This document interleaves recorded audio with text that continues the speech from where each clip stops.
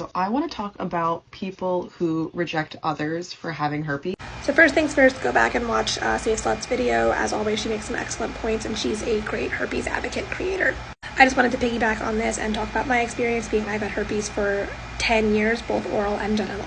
First things first, just like Safe Slut said, if you want to reject someone for having herpes, that is your right. That is completely fine. Your health comes first. Your comfort level comes first. Sex is only fun if everyone involved is super engaged, super comfortable, and having a good time. And if you're constantly thinking about getting herpes, you're not going to have a good time. So find a different partner who does not have herpes. That being said, a couple things to note. The first thing is you should never, ever be mean to someone who tells you their herpes status. They did you a favor. They disclosed their status to you. Chances are they didn't get that luxury of being disclosed to and making an informed decision. A lot of times people get herpes from people who didn't know they had it, who lied about it, who cheated, or just didn't really understand what herpes was.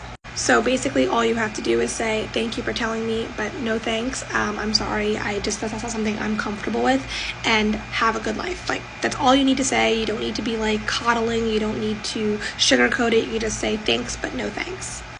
If you're mean to someone who discloses their herpes status, a couple things might happen. The first thing is that person may not feel comfortable disclosing their herpes status ever again, and they might end up being the people who don't disclose, which I know people are going to say in the comments that's illegal, but it's not technically illegal. Morally, it's wrong, but if they get a bunch of negative rejections where the person is hostile, mean, rude, they're going to feel really down on themselves, and they are more likely to not disclose the next time. The other thing is herpes has a silent transmission rate, where basically it can pass with no signs or symptoms. It can pass with very mild signs or symptoms that you won't notice, and you can get it at any time. So what might happen is you may get it further down the line. You can sleep with someone while wearing a condom with no signs or symptoms, and you can get herpes. You can get herpes from oral sex if someone has a cold sore. Cold sores are herpes, so chances are you have it. 50 to 80% of the population has cold sores. 1 in 5 has genital herpes. You being mean to someone who has herpes, it might be you tomorrow. It's always funny to me when I get bullies and trolls on my TikTok page saying things like, oh, you're ran through, you're a slut, you should have used protection, you deserved it. Meanwhile, I got it from my second partner who was a virgin when I met him because he got cold sores as a kid, and we didn't know cold sores went to genitalia through oral sex. It's like people want to judge you without even knowing anything about herpes. So technically, the people who usually reject you for having herpes are people who are uneducated, who have been taught the stigma their entire lives and never bothered to research it themselves, never bothered to get tested themselves, never bothered to talk to a doctor about sexual health. These are people who type out an entire comment without even remotely Googling or watching any of my videos and finding out that herpes is everywhere and like so many people have it.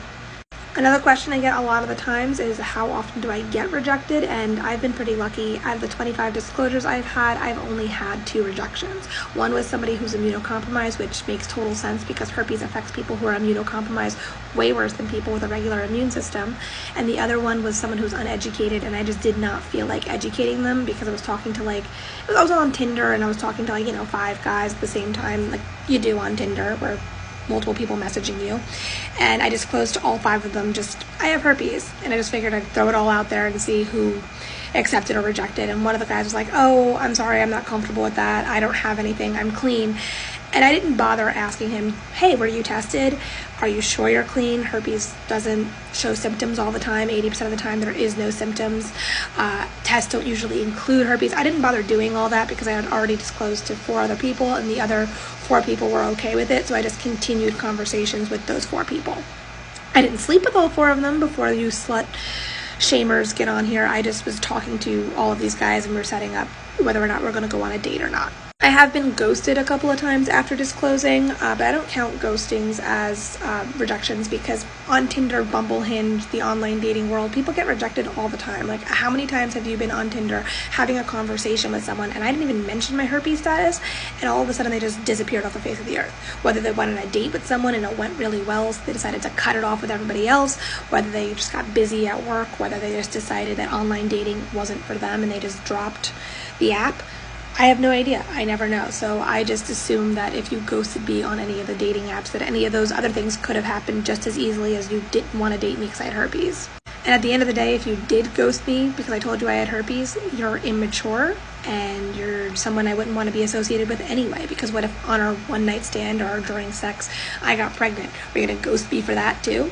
So basically I just move on, go to the next guy on Tinder and see if it works out with them. If you need any help with disclosures, it's completely free in the link tree in my bio, the disclosure guide.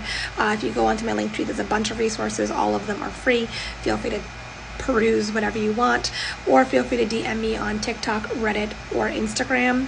I check all of them daily, and I can help you out with personal questions about disclosures. And if you are ever dating someone who's making you feel a certain type of way about your herpes and making you feel bad about it and making you feel uncomfortable because they're constantly worried about getting it, or they're constantly worried that you gave it to them, that's not someone for you either. You deserve better. You deserve someone who accepts your status fully. Like I said earlier, sex is only fun if everyone is having a good time, is comfortable, and is excited to be there. And if someone's making you feel a certain way about your herpes status that you can't control, that's not someone that's making you feel comfortable and excited to be there. That's someone who's making you feel terrible, making you constantly think about your herpes status. And maybe it's time to either have a conversation with them about it or move on to the next partner or next relationship.